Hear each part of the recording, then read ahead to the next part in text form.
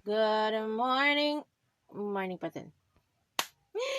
Happy Sunday, everybody! Alam mo, sa totoo lang, hyper ko. I'm always hyper. And people are surprised, how do I do it? Kahit na sobrang konti ng tulog ko. Siguro it's more of the mindset that you have to be happy. I think it's the mindset talaga na if you start your day right, everything will go amazing. And if you start your day shitty, it will just go downhill from there. So that's why I always keep it to myself na I always say thank you at the start of the day. Thank you for another day. Like I pray, which is weird because people assume I do not pray. Dahil nagdadasal ako ha, kumalma kayo. Like I'm not a fanatic, okay, of religion, but I do pray. Okay? I say grace. I say thank you. I appreciate everything's given to me. Siguro nakuha ko dito sa parents ko kasi lalo na nanay ko workaholic, 'di ba? So palagi siyang business minded, ganyan, dami niyang ginagawa. And pag na bad trip siya bago siya magsimula ng work, bad trip. Malas ang business pag ng araw na 'yun. Gaganon talaga siya. Parang palagi niya sinasabi, "Wag mo akong gagalitin." And also, when it comes to problems, may problema din naman ako sa buhay, mga ate. Okay, marami akong problem sa life.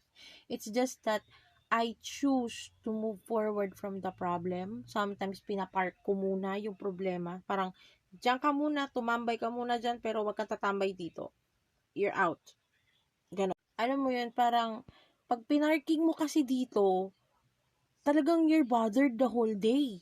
Kaya ako, palagi ko sinasabi, pag meron akong problema, isinusulat ko. Yan, pinapark ko muna siya sa notebook. Tapos babalikan ko siya after 24 hours. Ganon. Tapos titignan natin, anong solusyon na pwede natin gawin dito. Ganon. Kasi ganito yan, mga ate ko at mga kuyang nanonood sa akin. Pag ang problema, pinark mo, mababalikan mo naman. Pero kung dinikit mo sa sarili mo, kakalat yan. Okay? Kakalat ang problema. Maapektuhan lahat. Kaya, ako as much as possible, I always tell everyone to park it for now, balikan mo, hanapan mo ng solusyon. Huwag mo siyang i-park, tapos babalikan mo para tambayan. You look for a solution. Kaya, minsan, mas mabilis na akong makakuha ng solusyon pag ganun yung tactic ang ginagawa ko, which also makes me happy, if it's weird to think. And also, boosts my self-esteem.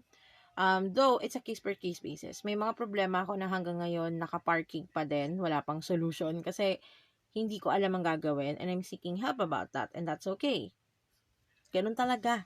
Actually, itong mindset na to, hindi ako yung nag-formulate. I got this from a friend, na ang mindset niya kasi, you categorize the level of urgency towards the challenge that is handed to you.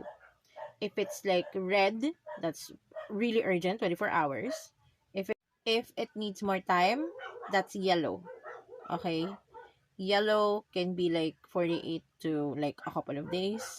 And if it's a low urgency kind of concern, you put it in green. Or if you can do it immediately, it's on green. Ganun lang siya. Sobrang dal. Kung kailan naman ako nagawa ng content, siya namang nag-iingay, "Hoy! Sino yung nag-ahawl?"